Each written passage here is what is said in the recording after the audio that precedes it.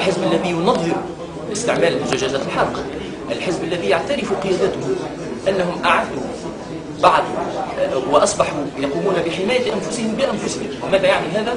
يعني أنهم يتبنوا هذا المسار، وكان من الأولى أن ندعو لحل هذا الحزب لأنه يتناقض مع المرسوم 88 لقانون الأحزاب.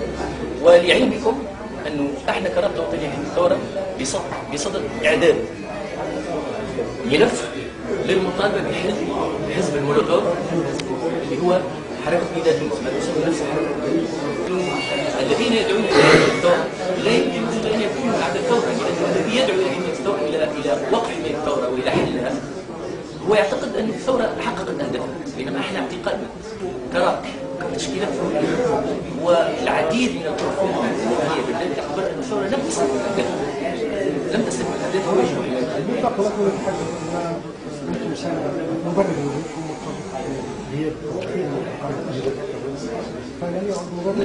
نحن لا نعوض الدولة ولا نعوض أي تشكيل. احنا المنظمة خاضعة لمرسوم الجمعيات، نعمل مع غيرنا. وللمناسبة نحن نقول نحن الرابطة الوطنية لحماية الثورة لا تدعي أنها تمثل وأنها تمثل غيرها. هناك العديد من الثوار الصادقين ليسوا في الرابطة، هناك العديد من التشكيلات الثورية ليست في الرابطة، هناك العديد من الجمعيات التي تتبنى العمل لحماية الثورة ليست في الرابطة. الرابطة هي الكون، والرابطة اختارت لنفسها أن يصبح لها دور في تأسيس المرحلة الانتقالية.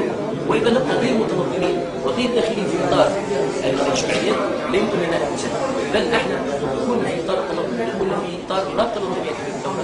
هو إيمانا منا بأن يجب أن تكون عندنا مكان مع غيرنا نبني معهم فيها المرحلة الانتقالية.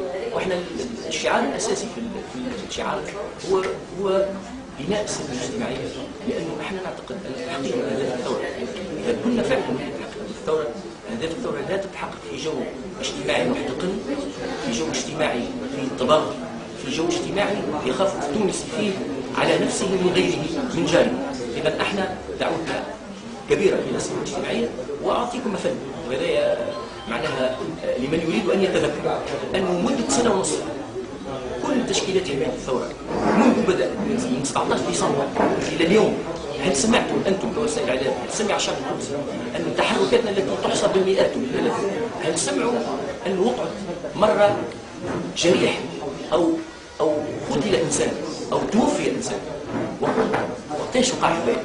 اليوم تدخل حزب آخر له أجندات أخرى وله مرجعية معناها معروفة وله خطة لإدخال البلاد في